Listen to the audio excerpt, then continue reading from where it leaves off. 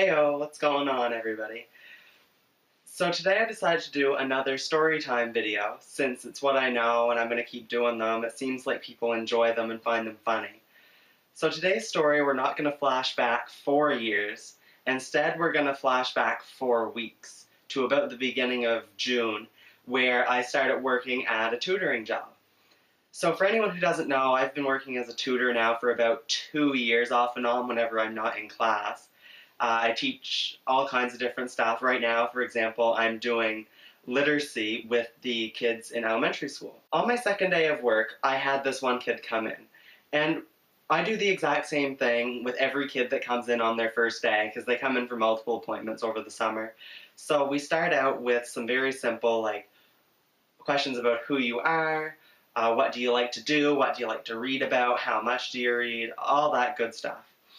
So, as I said, this one kid comes in on the second day, and I've heard some stories about him being very hyperactive and hard to work with. But I heard he's very smart, just has a lot of trouble paying attention. Anyways, so he comes in, he sits down, he's actually really quiet with me, because he's nervous at first, of course.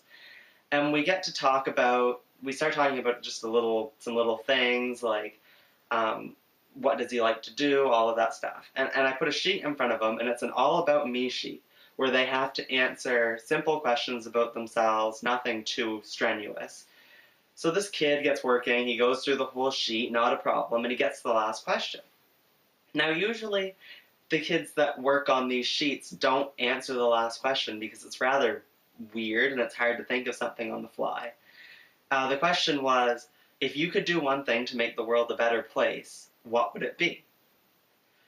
This kid, he starts writing something, and then he looks at me and he says, how do you spell rid? And I don't really think too much about it. I just tell him, like, R-I-D. And he writes it down, and then after he's done, I get him to read it over again, and it helps him with the reading, the writing, all of that good stuff. So he gets reading over all of the answers, and they're very typical stuff for kids in this area, like things like he wants to be a hockey player when he grows up, his favorite class is gym. But like Welcome to Canada, every kid at least once, mostly want to be a hockey player when they grow up, or some type of athlete. Not me, of course. I tried hockey when I was in like grade 3, and it was a colossal failure and embarrassment. But that's a story for another day. We're not going to get into that right now. So we get to the last question on the sheet. And the kid, he looks at me, he makes eye contact, and he says, if I could do one thing to make the world a better place, it would be to get rid of Bigfoot. And of course, I burst out laughing because I find this hysterical. I'm witnessing like this great this meme magic that's occurring, and I'm losing my mind. I have tears rolling down my face, and this kid, he is dead serious. Like, he doesn't show any emotion over the fact that I'm losing it. And most people, their first reaction would be something like, why? Why do you want to get rid of Bigfoot? But no, I'm weird, that's not my first thought. I understand, weirdly enough, why he wants to get rid of Bigfoot. We live in the middle of the woods here. Everybody at one point is scared of Bigfoot. I was terrified of Bigfoot as a kid too, so like I relate. No, my first question was, how? How did he plan to get rid of Bigfoot? So he looks at me and he says, I have no idea how I'm going to do it, but I'm going to get rid of them before I die. And notice how he says them.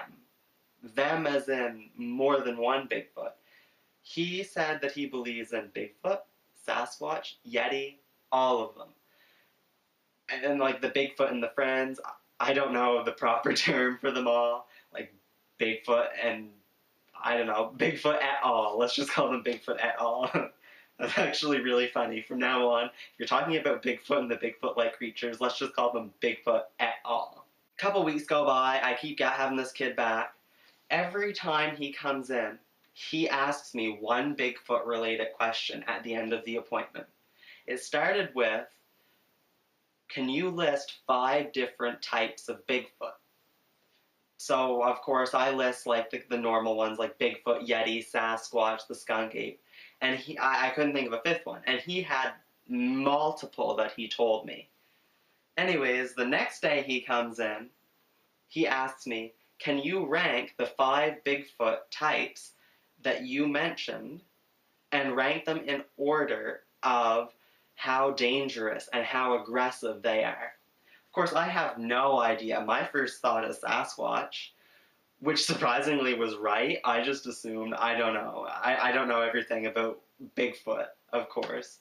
I'm no Bigfoot expert. I'm not an expert in many things, but I'm definitely not an expert in Bigfoot. Finally decided to ask this kid why he hates Bigfoot.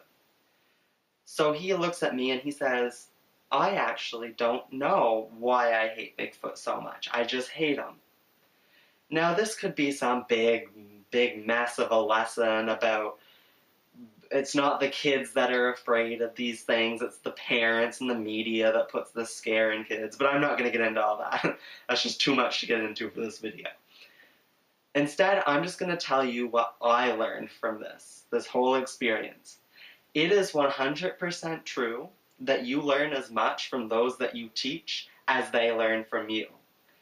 Because, like, I never knew any of this stuff about Bigfoot, of course, but now I do.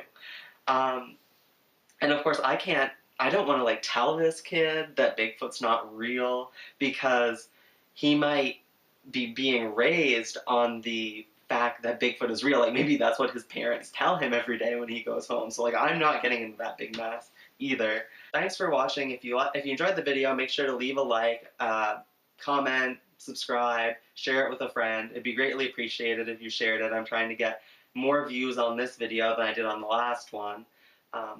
And until next time, if you're walking in the woods or if you're outside, and if you see any of Bigfoot at all, make sure to get the hell out of there, especially if it's a Sasquatch, because apparently those ones are the most dangerous and aggressive.